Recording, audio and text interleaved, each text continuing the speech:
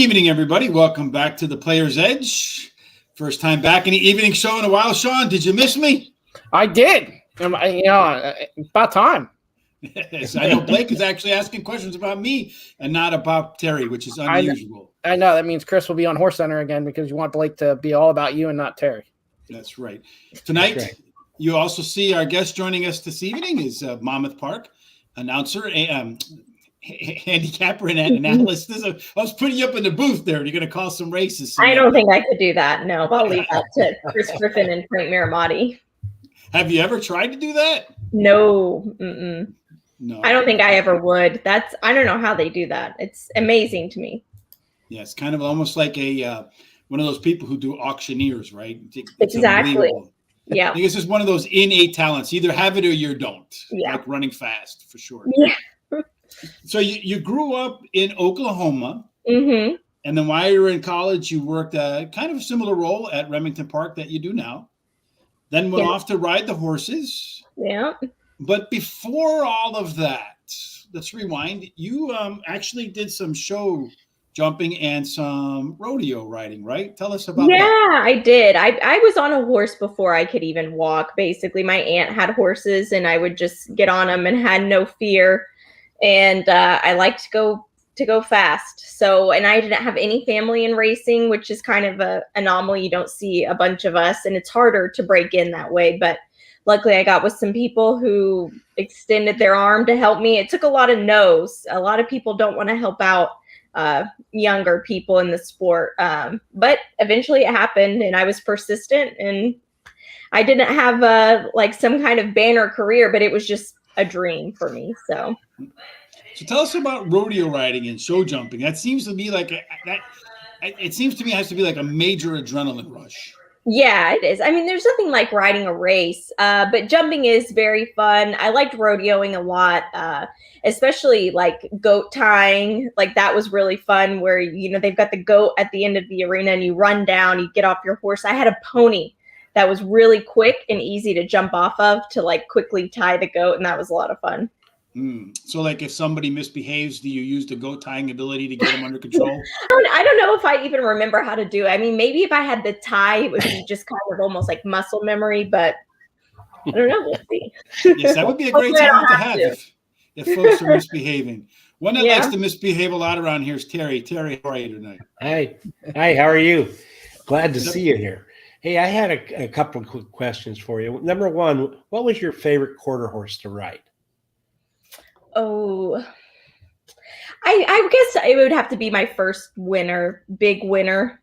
She was like 17-2. She was huge. And she was just really impressive. And then I wrote another one. Her name was Put a Shine on It. And she was really difficult. And I just kind of got lucky with her. I was galloping for Donna MacArthur, who's actually in the Hall of Fame in EATONTOWN. She's an incredible female trainer. And this filly was really, really difficult to get along with. And they put me on her first time out because they were like, well, Sam gets along with her. It'll be fine. And she just won easy. And we ended up qualifying for the Hobbs America Futurity and ran 5th in that. And that was really fun. Oh, wow. That's great. I had one more question. All right. Out of all the jobs you've done so far in the horse racing industry, which one did you like the best, or do you like the best? I would say probably this one now. Oh, good. I feel like jobs always kind of come in times of your life when you kind of need them or kind of think you don't need them. But in retrospect, you're like, oh, that made sense for that time. So I definitely feel like I'm supposed to be where I am right now. Yeah, glad to hear that. So. Mm-hmm.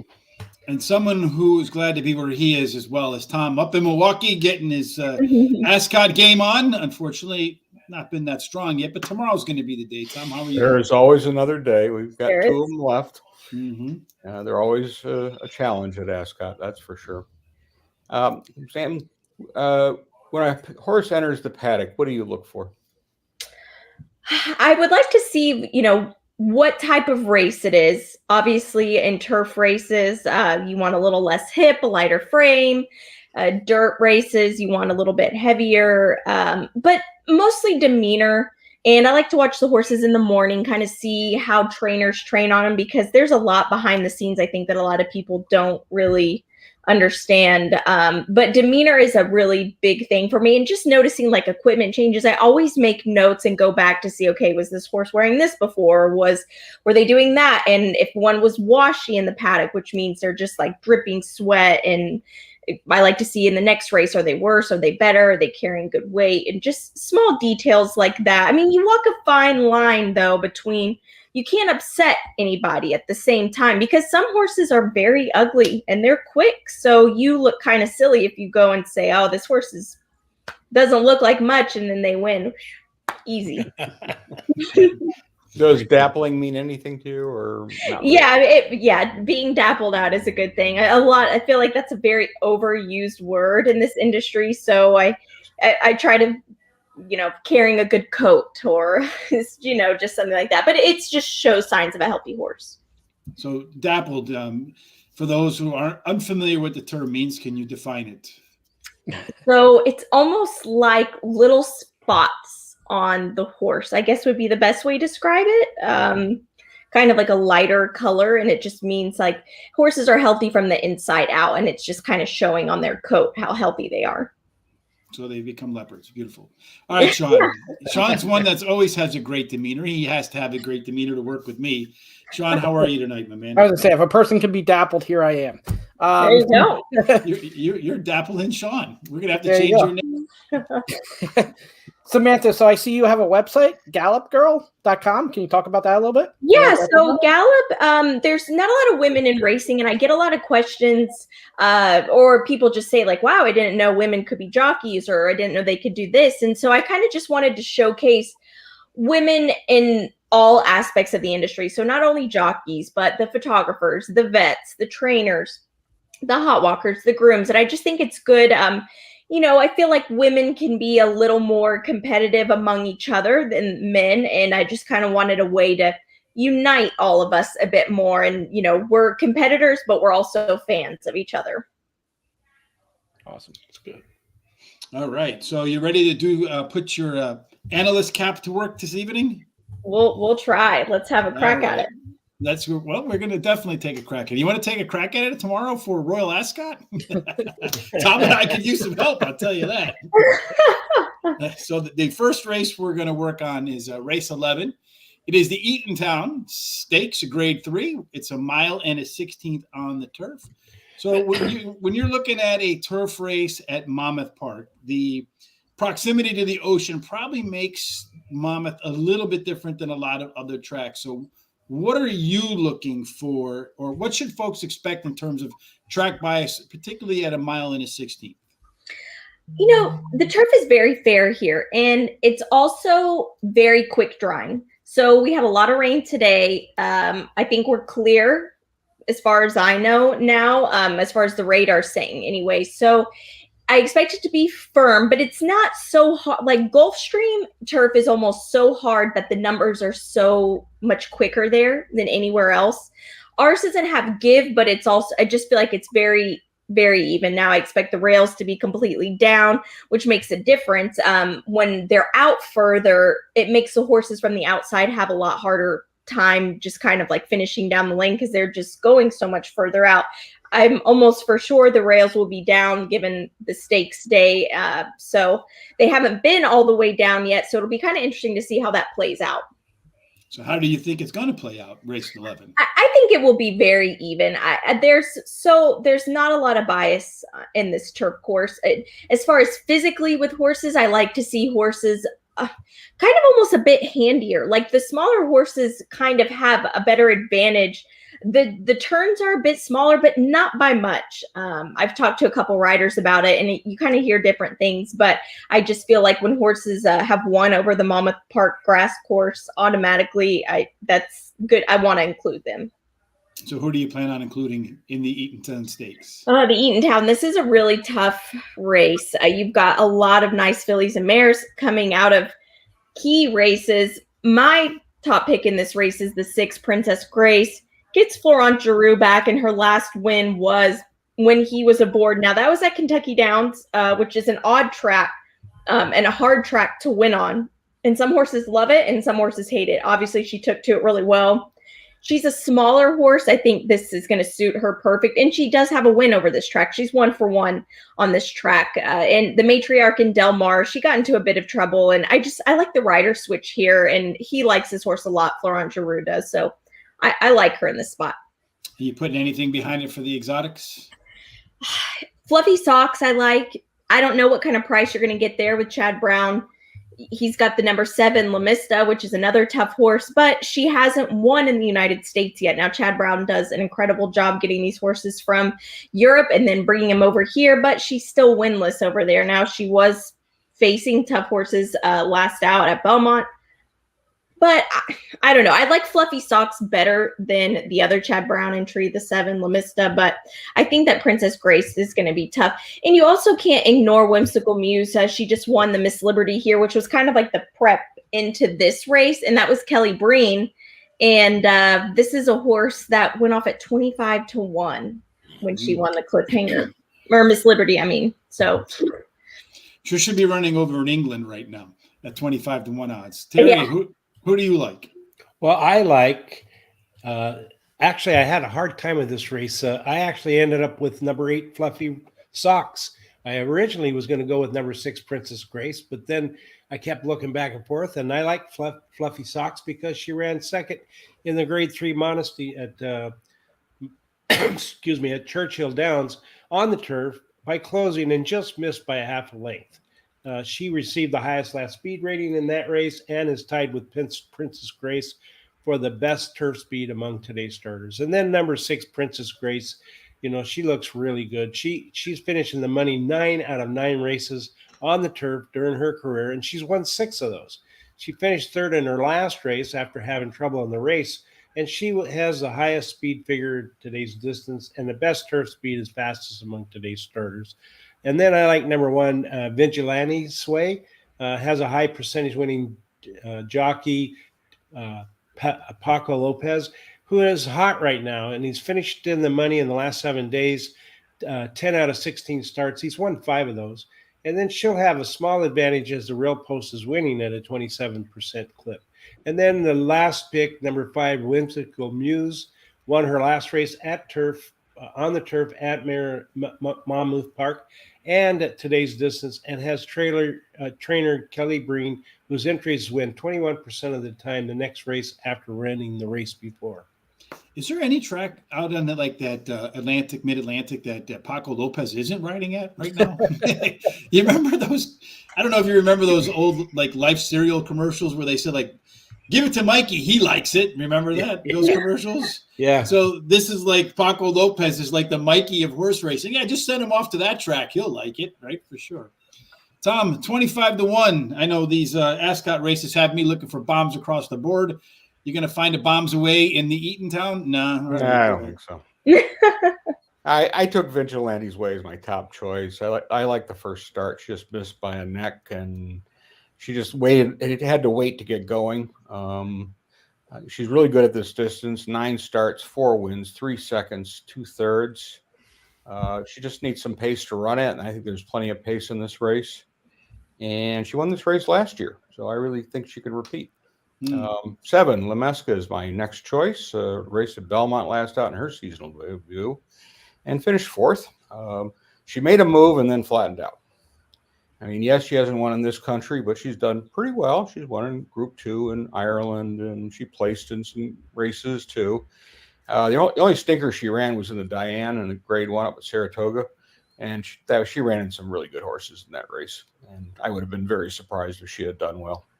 I mean, to me, it's just a better run and her better fitness. I think she needed that run, and I think she's going to be there. I took 8 Fluffy Socks, is one of my favorite ones to name because she could run second really well. She only won once last year, and I really think she needs more distance. I think mile 16th is just too short for her, and I'd rather see her run them a little longer. I mean, she ran okay on the dirt last year. I mean, in American Oaks, and she ran 3rd. So yeah, she'll pick up a check again.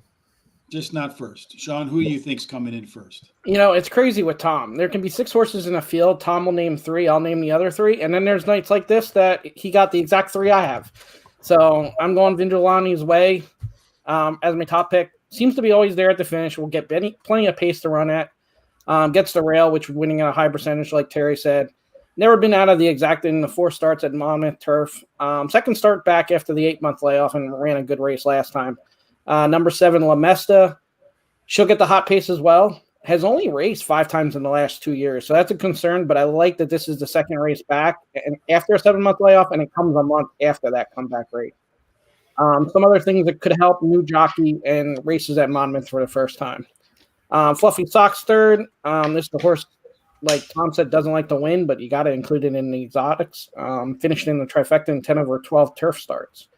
And new jockey and new track as well, and has raced against a lot tougher than this. How many picks do I get tonight, Sean? I always tell me I don't get 4 picks. How many do I get, Sean? We got full fields tonight, so I guess you can go back to your normal 4, right? Oh, so I can just pick all of them? All right.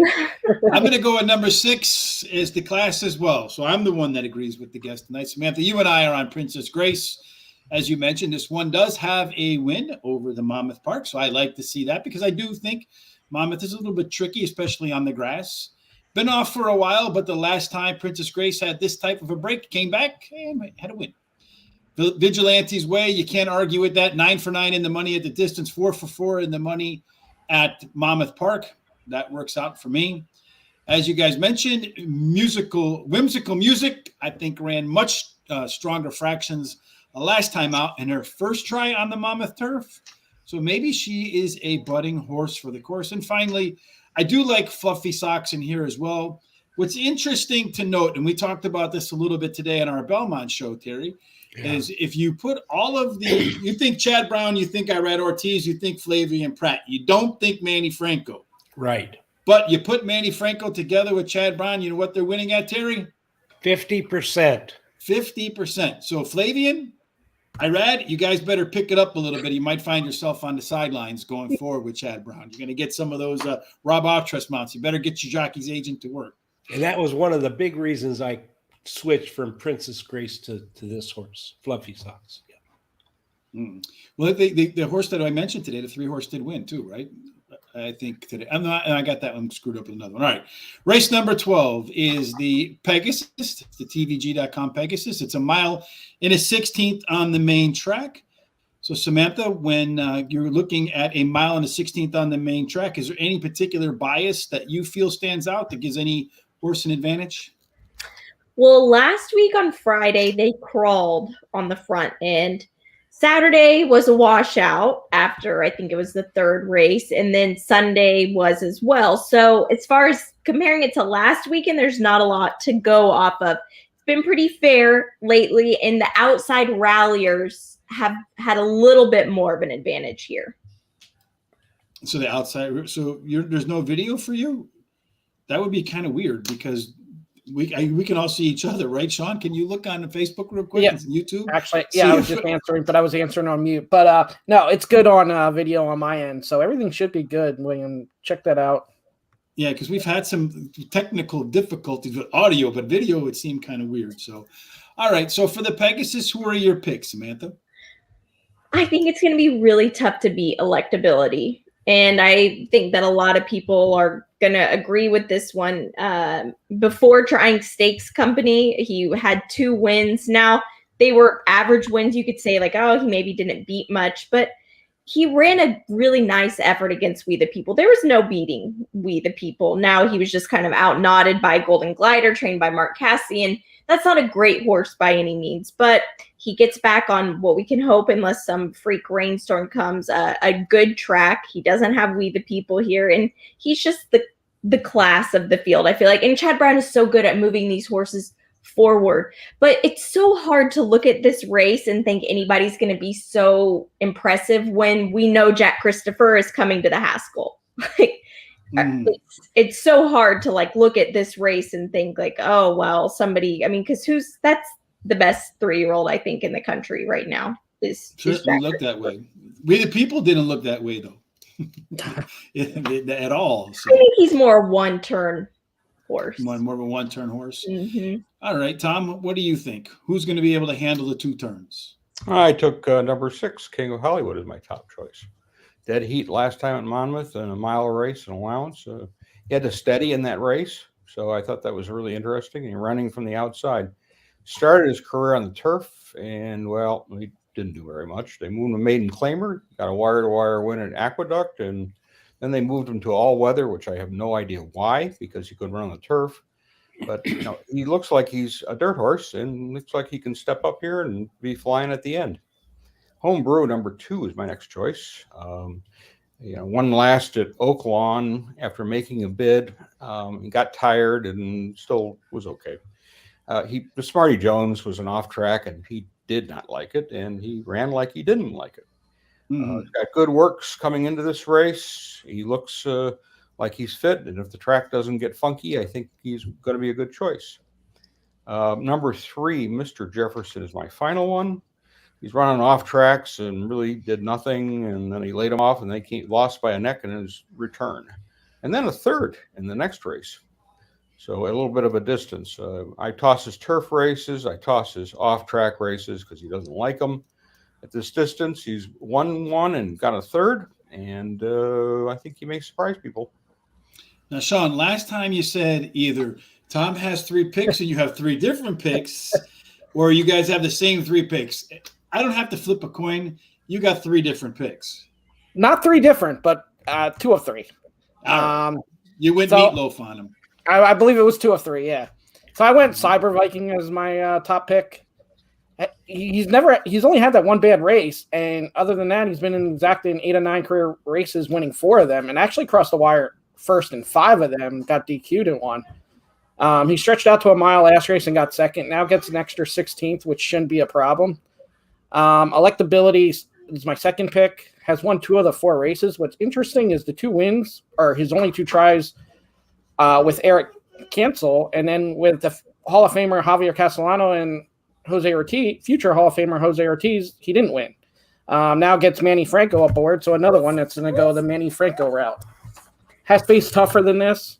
Number 3, Mr. Jefferson's my third pick. Has raced against some really tough competition. Lost to Mo Dangle early voting, Ethereal Road.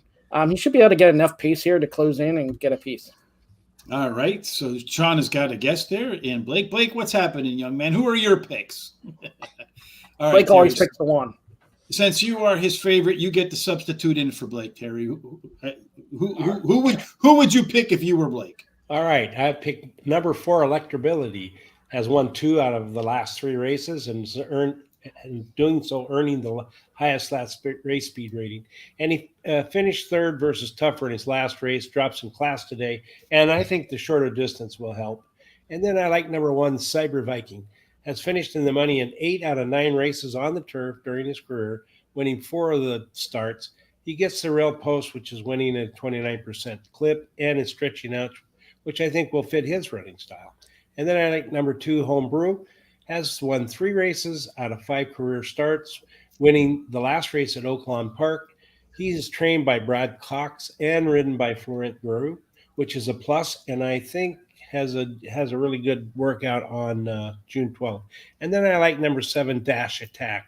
Won his last race at Monmouth Park, and the trainer wins 25% of the non-graded stakes that he has a horse entered in. He has a good workout on June 4th of 47.4 breezing, 7th best of 124 workouts. Yeah, I was looking at that Dash Attack too, but if you look a little bit across the past performances, 3 wins, and they're all on an off track, and I don't think he's got any wins on a fast track. So I quickly went over to AccuWeather.com, punched in Monmouth Park. It's supposed to be nice out, which is how Samantha started the show, giving us a little bit of weather report. So considering it's not going to be wet, he got downgraded for me. So I'm going to be 2 for 2 with Samantha. I'm going to start off with Electability because there's that combination. Again, Manny Franco and Chad Brown. Again, Terry, what are they winning at? 50%. Absolutely. But if he goes off at anything above 1-to-1 odds, it's a good bet. Anyway, Homebrew is my second choice. 3 for 3 on a fast track, unlike Dash Attack. And as I mentioned, the weather's supposed to be sunny and warm. There's some clouds in there. So what is that? A mix of clouds and some sun, or some sun with a mix of clouds? I'm not sure. King of Hollywood came off the bench to run his best race ever in his first try at Monmouth Park. So maybe it's another one of those budding horses for the course. And then there's Sean Cyber Viking, as you mentioned, 8 high-quality races in 9 starts and does seem to get a little bit of an advantage by running around the track on the rail. And the final race we're going to do tonight, well, before we go to that final race, Hot Rod Charlie's running in the last race, right, Samantha? Yes. So is anybody got it? We're not covering that race, but so we'll just put you on the spot because I like to do that. Anybody got a shot against Hot Rod Charlie, or is he going to knock everybody down at Monmouth again? Oh, gosh. I mean, it's hard to say. The last time he ran just a flat mile was his first career start. So does he need longer? He's a smaller horse. Like when you look at him in person, I was in Dubai there. So I've seen this horse quite a bit. And he's just such a smaller horse. Like he's not impressive to look at. Like you wouldn't see him and be like, oh, wow, this is an impressive specimen of a horse here. So you wonder about that. And then also Flavian isn't coming to run. Now I do know there's, I think, the poker at Belmont that he is riding the Chad Brown favorite. I think Mason is the horse's name. But still just kind of makes you wonder. But this is a great spot, I think, by the connections. The Breeders' Cup Classic is what's in the forecast for him. And this is a nice soft spot to kind of gear him in it. A wild card, Mind Control. You kind of wonder what he'll do there. I think he could be tough. Now, is he a one-turn horse? I don't know. He did win on 2 turns at Park. So he's one that interests me a little bit. I agree with her. Mm-hmm. What's interesting to me is this race number 13, 1 1/8 on the Monmouth turf. It's a grade 3, and it looks from the diagram that it starts in the middle of a turn. So what is that accurate, the diagram? That's going to start in the middle of the turn, Samantha? Yeah, so we have a chute, and it's it just kind of banks around and then back onto the main track. It's not a sharp chute or anything like that. They've got a little bit to take position and just slowly eases into the main course. So does it have any impact, you feel, on the outcome of the race at all? We haven't run any 1 1/8 races this meet yet. So it's going to be a first time. We're going to find out what's going to happen. Yeah. All right. So you and I have agreed so far 2 for 2. Let's see if we can make it 3 for 3. And that way we know everybody will have a list of horses to absolutely fade, right? If we both agree. But in any case, all joking aside, who do you like in the Monmouth Stakes? Okay. So I just want to preface this with I handicapped that Public Sector is not going to be running in this race.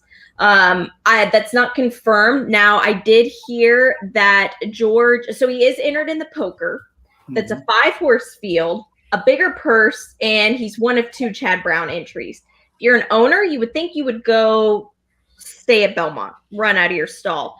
And I also heard the George Weaver horse, Ever Dangerous, didn't put a rider because he's expecting Johnny Velasquez to pick up the mount. So that being said, I didn't even look at the race like Public Sector was in the race. And I like a bit of a bomb here, and that is Hidden Stash. This is a horse from the Vicky Oliver barn. Now, Vicky Oliver, not my favorite trainer, but she does know how to win. I think this horse is way better on the turf than the dirt. The race that he was coming out of at Churchill Downs, he was so wide. He took a really weird step into the first turn and was just like 8 lengths back behind the whole, just stretched out from front to back. And he made a really nice move down the lane. It just wasn't enough. And the fact that it wasn't a stake or anything like that doesn't concern me. It was in the fashion that he did it. In this BBN Racing, they brought a horse called Kentucky Ghost to the cliffhanger, and they upset that race at like 8-1. And they had told me that this horse is spotted for this race, Hidden Stash, and that they like him. So I think that he's going to improve off of this. So we got breaking news across the board, scratches and some inside information on a horse that's spotted for this race from Samantha. Sean, any inside information from you or just straight up handicapping? No, I missed the inside information because Public Sector was my top pick. So I don't know where to go. Now you got to improvise, baby. That's the beauty of live YouTubing. You got to improvise. Yeah, I thought Public Sector, was out of grade 1 races, which were back-to-back, out of the money. He's finishing the exact in all 8 career races and won 5 of them. So he was my top pick, but without that, let's go. Number 1, yes, this time. He gets the rail, and Paco Lopez has won half of his career, 12 starts on the turf. He gets to try Monmouth again after trying it for the first time last race, finishing 4th. So I think the second time here will be better. And then I went Hidden Stash as well. Could add value to your exotics. In his 4 career starts on the turf, he's finished in the trifecta in all 4.